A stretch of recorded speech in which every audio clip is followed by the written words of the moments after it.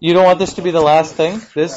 Well, it will go on and on here because we're going to still work on stuff, but this is the last kind of formal lecture for what we're going to cover. This course, of course, as what I've told you before, is it's not a full year calculus course, like a full year university course. It's about 2/3 of one. There are other things that we don't cover in this course that you would learn in first year calculus, but this is related to what we talked about last time, or just now too as well, with volumes. Volumes with specific cross-section. This is just expanding what we just looked at to look at other things as well, and not just circles that you create or washers you create with rotating a region. What's the what? Oh, it's some complicated formula that I don't remember. I think it has to do with. I think it's sort of the same, except that instead of radius squared, it's like this and this times each other times pi. I'm thinking, but I can't remember for sure. Anyways, I think if you before somebody starts singing, what we had here is we had things that were created by rotating a region around.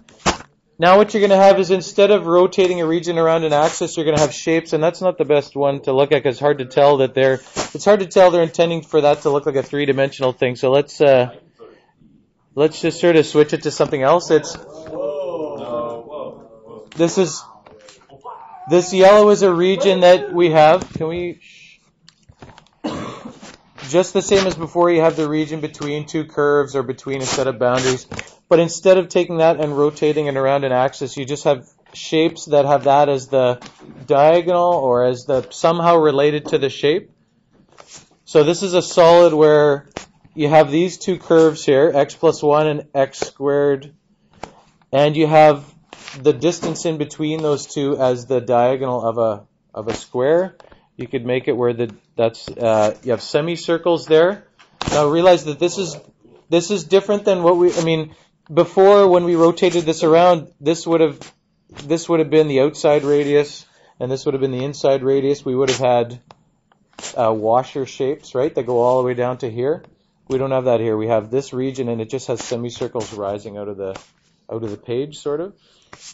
And if you move this along here, this is going to be, they get a little bit smaller down there. Maybe we should make this just 2 or something like that. No, let's just make it 1 actually. And then, okay, so then you can see it change a little bit more, right?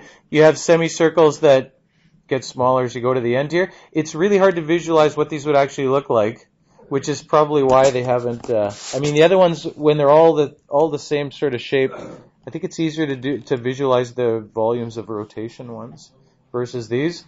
This is just a bunch of semicircles here, right? If we change this to something else, okay, well, it's gone back to the function that was there before, but equilateral triangles, you know how to state the area of each of these. The volume formula is exactly the same.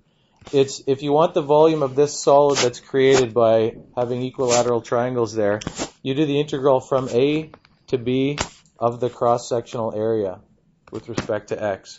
You write an expression for the cross-sectional area, and then it's exactly the same.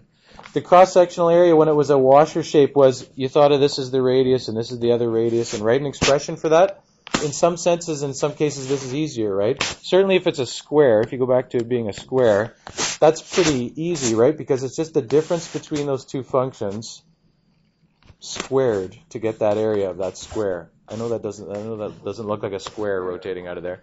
This is just not, it's not a very, you can't rotate this around to see it from the side, but this is intended to be a square rising vertically out of the page. But if you know the difference between these two functions, it's that squared, that's the area of the cross section. Okay? So I started you with something to look at here. This is, let me pause. The volume is going to be exactly the same. The volume of something was integral from whatever your boundaries are of the area. If you can write the area, this is just the cross-sectional area somehow related to x. Or y if you were doing it the other way, right? or dy, I guess you could say here, right? If you want to find the volume of that thing, I don't know why I put this right afterwards. This is